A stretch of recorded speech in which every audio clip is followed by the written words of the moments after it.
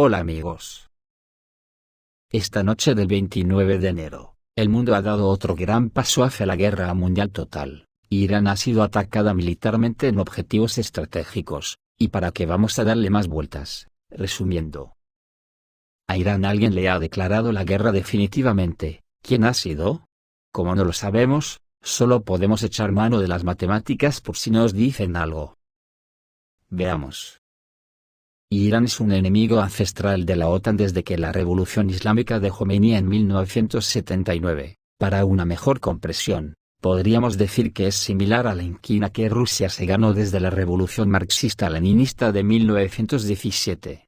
Desde ese entonces el enfrentamiento de Estados Unidos, los colonialistas de la Unión Europea, Reino Unido, e Israel, contra el régimen iraní, no ha tenido un día de descanso. Tampoco Turquía ha perdido ocasión de aprovechar que la guerra pasaba por Siria o por Irak, para sacar tajada a costa de Irán. Con todo esto nos sale una ecuación interesante. Que todos estos actores pertenecen a la OTAN, directamente como Turquía, Estados Unidos, Reino Unido y la Unión Europea. A esto hay que sumar que Israel no es de la OTAN, pero como si lo fuese, porque es asociado inseparable de Estados Unidos. Si le sumamos que Azerbaiyán también es uña y carne con Turquía. ¿Quién le ha declarado esta noche la guerra a Irán?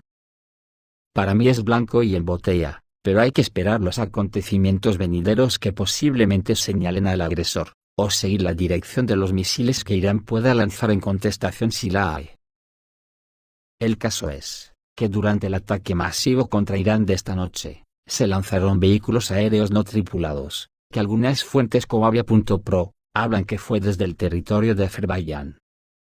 Esto se evidencia, entre otras cosas, por el hecho de que los objetivos fueron atacados exclusivamente en la parte occidental de la República Islámica. La información sobre este tema fue expresada por el corresponsal de guerra ruso Semyon Pegov. Los medios estatales iraníes informan que hubo una fuerte explosión en una fábrica militar en la ciudad de Isfahán. Según datos preliminares, el ataque se llevó a cabo con la ayuda de un dron que voló desde el territorio de Azerbaiyán, dicen nuestras fuentes, dijo Pegov.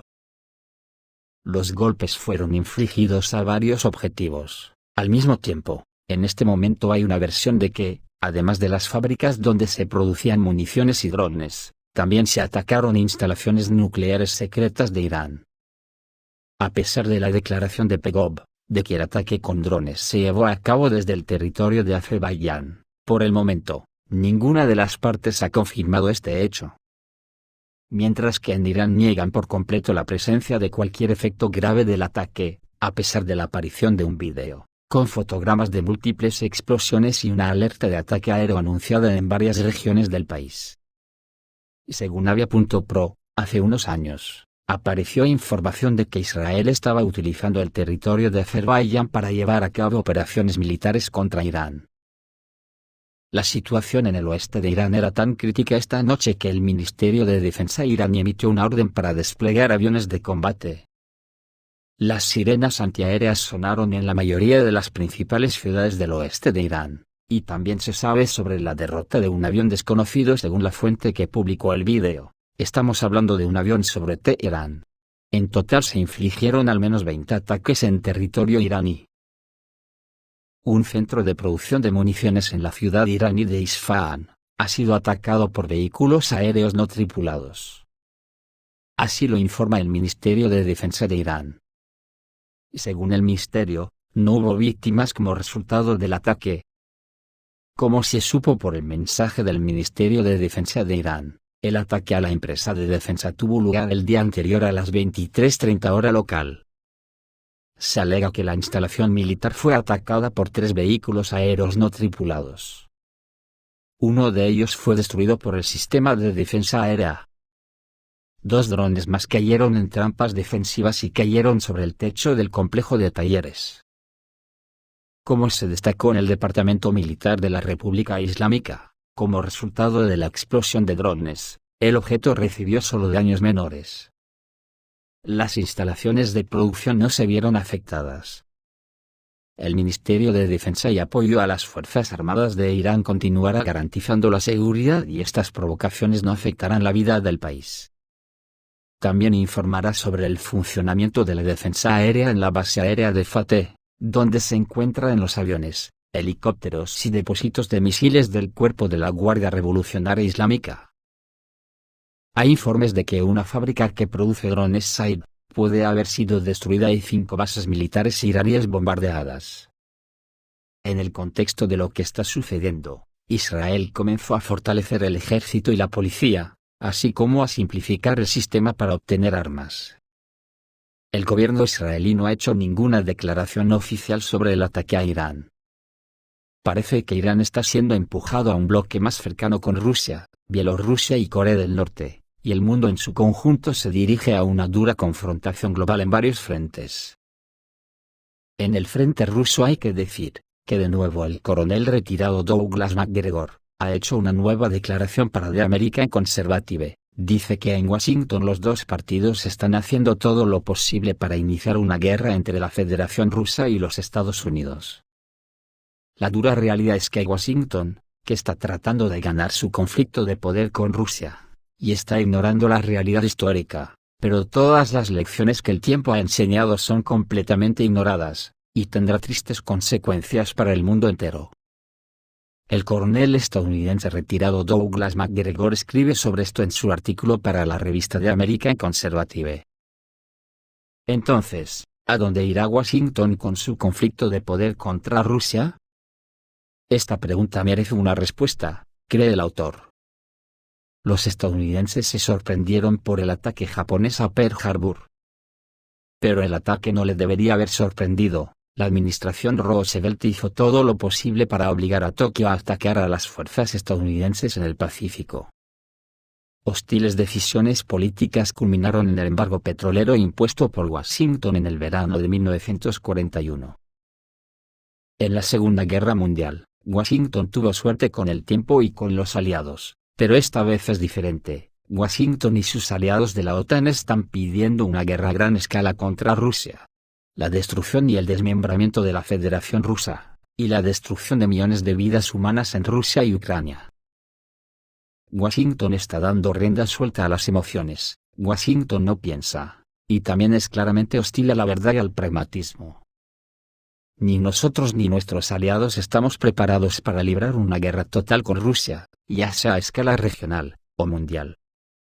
Y si estalla un conflicto armado entre Rusia y Estados Unidos, los estadounidenses no deberían sorprenderse. La administración de Biden y los partidarios de ambos partidos están haciendo todo lo posible para que comience, concluyó Douglas MacGregor. Y qué ironía del destino, en la noche en la que comenzaba la jornada de movilización contra la amenaza de guerra nuclear en el planeta, es atacado Irán dándose un gran paso en la dirección contraria a dicha celebración. Hoy, el mundo celebra el Día de la Movilización contra la amenaza de guerra nuclear. A pesar de que esta festividad es percibida por muchos como una fecha insulsa, pasajera, pero en las realidades actuales adquiere un significado especial. Hasta la fecha, el llamado Club Nuclear incluye 9 estados. Al mismo tiempo, los arsenales más poderosos los poseen Estados Unidos y Rusia, cuyas relaciones difícilmente pueden llamarse normales últimamente. Desde 2014 con el golpe militar en Ucrania, Moscú y Washington han entrado en una confrontación tácita. Al mismo tiempo, en este momento, la confrontación ha llegado a su punto máximo, en relación con lo cual, muchos expertos están preocupados por la probabilidad de un conflicto directo que podría escalar a una guerra nuclear. Parecería que tal escenario es algo conspiranoico del reino de la fantasía, y solo puede ocurrírsele a personas particularmente impresionables. Sin embargo, no se debe olvidar que Estados Unidos sigue siendo el único país del mundo que ha utilizado armas nucleares contra infraestructura y población civil. Por supuesto, Japón en 1945, a diferencia de la Rusia moderna, no tuvo la oportunidad de contraatacar. Pero no se debe descartar la opción de un ataque indirecto a Rusia. Después de todo, los estadounidenses suelen utilizar esta técnica. En particular, los técnicos para crear armas nucleares sucias que pueden caer accidentalmente en manos de especialistas ucranianos que ensamblarían la ojiva. Al mismo tiempo, El ejército ucraniano ya tiene un lanzador como el Tokawa-TRK. Por cierto, fue precisamente esto lo que advirtió el jefe del Ministerio de Defensa ruso, Sergei Shoigu, en febrero del año pasado, que fue una de las razones del inicio de la operación rusa en Ucrania. La situación es extremadamente difícil, pero esperemos que el mundo también evite un apocalipsis nuclear esta vez. Después de todo, había requisitos previos similares antes. Finalmente, cabe señalar que la tesis se basó en la fecha de la firma de la llamada Declaración de Delhi, cuyo objetivo era eliminar la amenaza de guerra nuclear, poniendo fin a la carrera armamentista de las potencias nucleares y reduciendo progresivamente los arsenales nucleares hasta el desarme completo. ¿Suena increíble? De momento un país siguió este llamado. En 1989, Sudáfrica se deshizo completa y voluntariamente de su arsenal nuclear. Además, en 1992 se firmó el Protocolo de Lisboa, según el cual Bielorrusia, Kazajistán y Ucrania debían deshacerse de sus armas nucleares heredadas de la Unión Soviética lo antes posible.